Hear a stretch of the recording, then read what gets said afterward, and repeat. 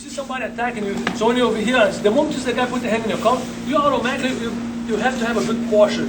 Don't ever kind of let your body, just this little thing over here by my body to be like arch like this, or if I stretch it, this makes such a big difference because one little stretch I can be over here, there's a difference between his hand touching my collar, or here, like it's hard for his hand touching my collar. But if I bend my back, he can touch my collar very easily.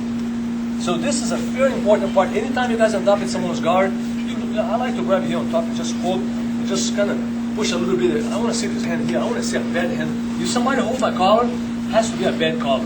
I don't want this hand to be way, way, way deep over there. And keep in mind, if you have somebody way too deep, you come over here and you slide your elbow right here, right in his hips. You do it again. Now the guy tries to put the hand again in your collar, and you're ready.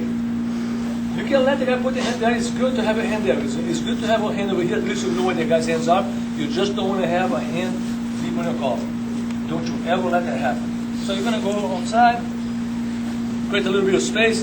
The other hand over there, you got to think about how the hand is going to come to your collar. If you go over, you can always use the other hand to defend it. So anytime you go over, you can always use that. If you go under my arm, I can always drop down. I always drop down here. So this collar has to be always be free here.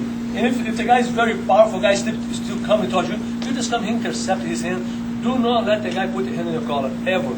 So back straight, good posture, that's how you start here. If the hand comes underneath, you go under. If the hand goes over, you can just put like a fist right in the guy's armpit. Now, if you're using your right arm to defend your collar, make sure that your right leg is alive too. Because now he tried to go for my collar, he tried to go for armbar. I don't ever stretch your arm without control the hips. If you are stretching your arm to defend your collar, the guy now is free up. He goes right for the armbar. Okay, so very, very careful, you guys over here in this position. So back straight, good posture. Again, when you put your hand like this on top, I know he can go ahead and try to grab my arm over there. What you do here, just grab the guy back. Anytime you're like this, and I see he's coming to grab my arm, I grab back. See, when I grab back over here, I want to shift to my position right here. I want to start past the guard to the other side here. I want to bring my elbow to me, start past the guard right here. Try to break the lock. Control. Notice that my leg is doing the most work here. When I put my hand back here to pass the guard, it's my leg that's pinching. Now from here, the guy has no more hand. You can just go ahead and grab it. And it's very difficult for the guy to stop you because he has no arm here to stop you anymore. See, his hand is dead. And that's what I want to have here. So anytime you guys got a chance to cross grab somebody, you just go ahead and start passing. So if I have this hand here, let's imagine I have this hand and cross grab. The guy grab me, I grab him back. When that happens over there, with thing to do, just move yourself back here, start passing the guard right away. Now don't pass the guard like this, huh? You're here. So the guy tried to pull you, you keep yourself right here. Now my leg already feeds this leg to my shoulder, and now my goal is to, I want to have this kind of motion right here. I want to see if I can put his leg and his arm like this crossing. That's the mechanic here. And what you do here, you just pull a little bit and you drive. When you drive here, when you create this kind of X over here, now you're in a good spot. And many times you can do like this and make the guy stand right here. Because if the leg goes a little bit farther, the arm bar is there. So you just have to go here. Now another trick that can happen here is that your hand, instead of you grabbing here, you're more welcome to go ahead and grab right there. This gives you a lot more power here and your legs out. That's how you want to be here for this submission. So my right leg is bended, my elbow is resting on my leg, left leg is out, you control the guy's collar, you go towards the guy here, mas ó, you put pressure. Just like that. And of course, if the guy, he can very easily escape, the best way to escape, he's going to use the other hand, he's going to push my face, and he's going to stretch his leg here, he escaped, but now I pass the guard, and I'm in cross-body position. That makes sense? So that's to be the way to escape that. Sometimes you have to give up you give up the point, but you don't lose the king. You know, you give up a little piece. So if you see, anytime you see somebody's going for the move like this against you, don't stay there resisting. What do you do? Use the hand, push my face out, and you kick. You escape the submission. But now I pass the guard.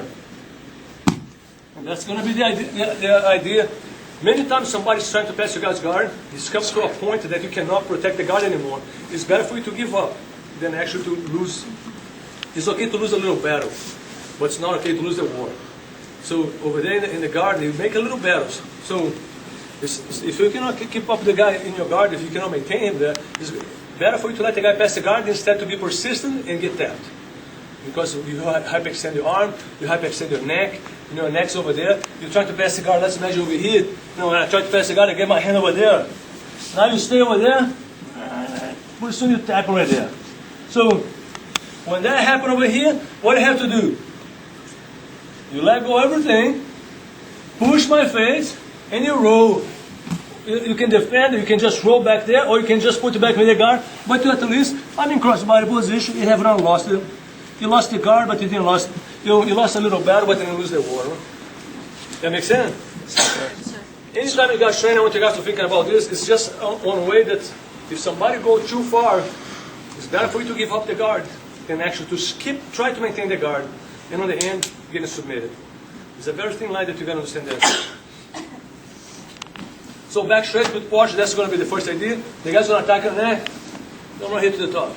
Back straight. Let's make you work a little bit in standing up position.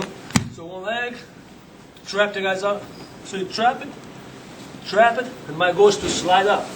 From here, I pinch the hips. I can go ahead and open the legs, but notice that his hips doesn't go down to the ground. I keep pinching. I can go inside. If I put one hand inside, the other one comes in too. Now watch my left hip, my left knee. He's going to push his leg right to my. That's the knee right here who did that. And instead to grab the column, I grab the leg first. After that, I go down, and I grab the collar. Now I stretch my left leg. Take your time over here. So remember, I need to control this position here first.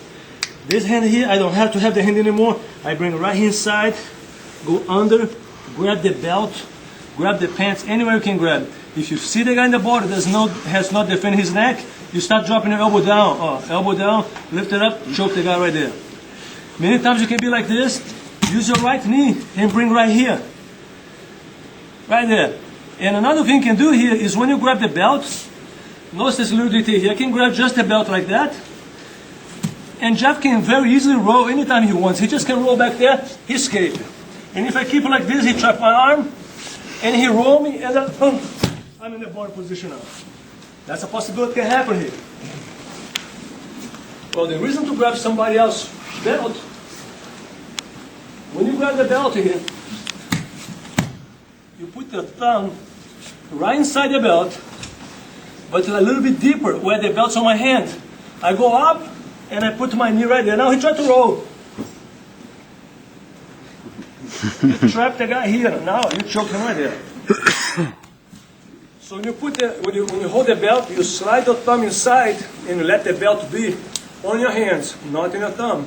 The belt comes right here. And what you do, you put your knee and you push against yourself.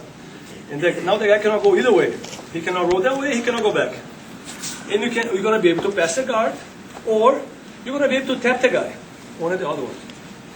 That's a very difficult move to get out of there if you get caught. So, one more time.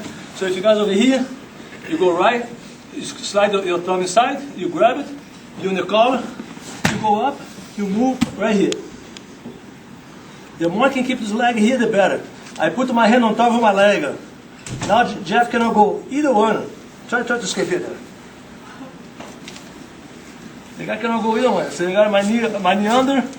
If you try to flip, it's a nightmare. Huh? So basically what you do, you cue the guy's hips, you put the guy's hips on the air where he has no more spring.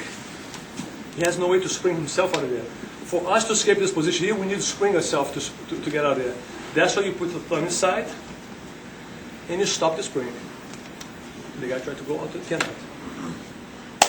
So we're going to try to work a little bit past the guard tonight, and of course pretty soon you're going to be doing the guard exercise. We spend a good 5 minutes having all the color belts, helping out the white belts. But I want you guys to work in passing the guard, and after that you're going to really see if that thing works. So, the end is a train. So every white belt, back them up, please.